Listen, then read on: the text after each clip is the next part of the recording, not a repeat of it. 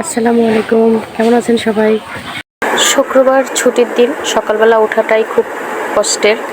তারপরেও ঘুম ঘুম চোখে উঠলাম এবং বের হয়ে পড়লাম সিএনজি স্টেশনে গিয়ে।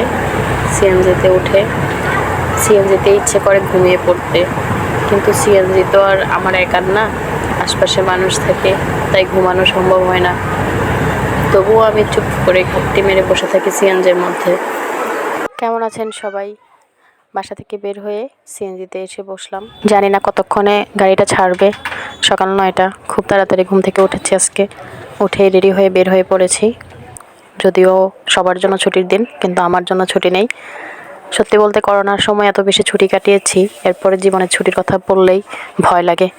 তো চলুন যাওয়া যাক। আজকে সত্যি ভাগ্যটা ভালো যে অনেক তাড়াতাড়ি 5জন যাত্রী পুড়ে গেছে।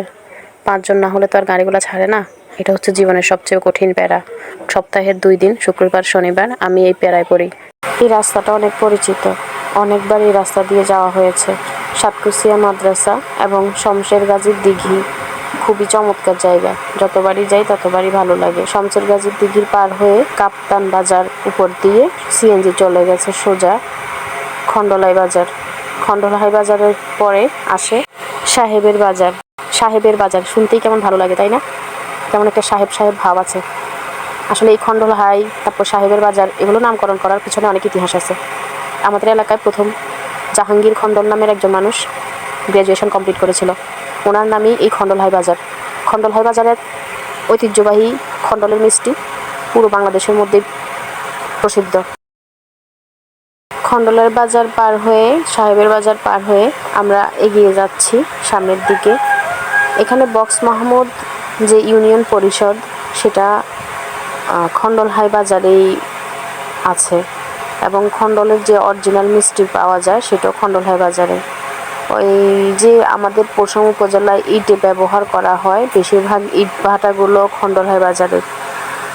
কয়েকটা ইট ভাটা আছে আমাদের এই পৌরসভা উপজেলার বক্স মাহমুদ ইউনিয়ন, 4 নং ইউনিয়নে।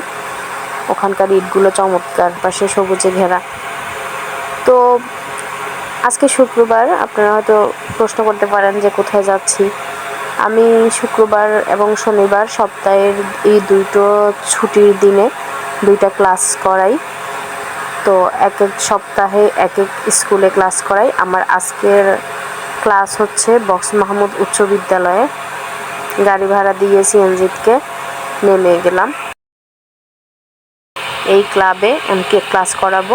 বাচ্চারা আমার জন্য অপেক্ষা করছে। সত্যি বলতে বাচ্চা না, ওরা কিশোরীদেরকে নিয়েই আমাদের এই কার্যক্রম।